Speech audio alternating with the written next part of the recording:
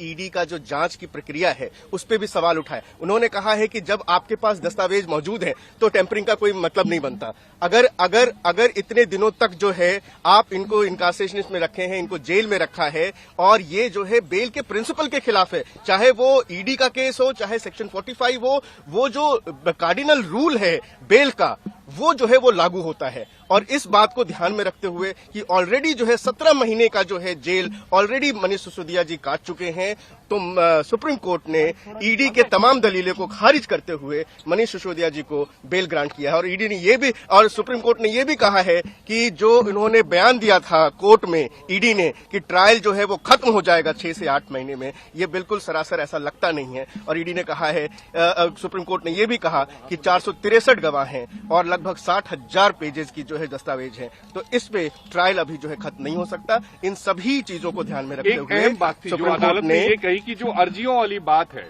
जिसमें trial court और high court ने ये कहा था कि भाई जो इन लोगों की तरफ से अर्जियां दाखिल की गई आरोपियों की तरफ से उसमें देरी हुई, लेकिन सुप्रीम कोर्ट ने कहा कि जो मनीष की तरफ से अर्जियां दाखिल की गई हैं 14 सीबीआई ईडी के मामले में 13 सीबीआई के मामले में, वो पत्नी से मिलने फाइल पर साइन करने वाली है और मनीष की तरफ से कोई देरी नहीं की गई है ट्रायल शुरू करने में। ये ट्रायल कोर्ट के जो आदेश था कि अपीलेंट यानी कि मनीष सिसोदिया जी ने ट्रायल को डिले किया है उसको खारिज किया सुप्रीम कोर्ट ने। ये कहा कि जो भी जो एप्लीकेशंस लगी हैं वो एप्लीकेशंस पर्टिनेंट थी, वो एप्लीकेशन जरूरी थी और तभी लगाई गई थी, ट्रायल को डिले करने के लिए नहीं लगाई गई थी। और ट्रायल कोर्ट का फाइंडिंग जो है उसको डिस्कार्ड किया है। और ये भी आज सुप्रीम कोर्ट ने एक बहुत अहम बात कही है कि बेल के मामले में ट्रायल कोर्ट को और हाई कोर्ट को थोड़ा सेंसिटिव होना चाहिए ताकि जो है सुप्रीम कोर्ट में इतनी सारी बेल पिटीशंस ना आए। ये भी मनीष सिसोदिया जी के बेल ऑर्डर में सुप्रीम कोर्ट ने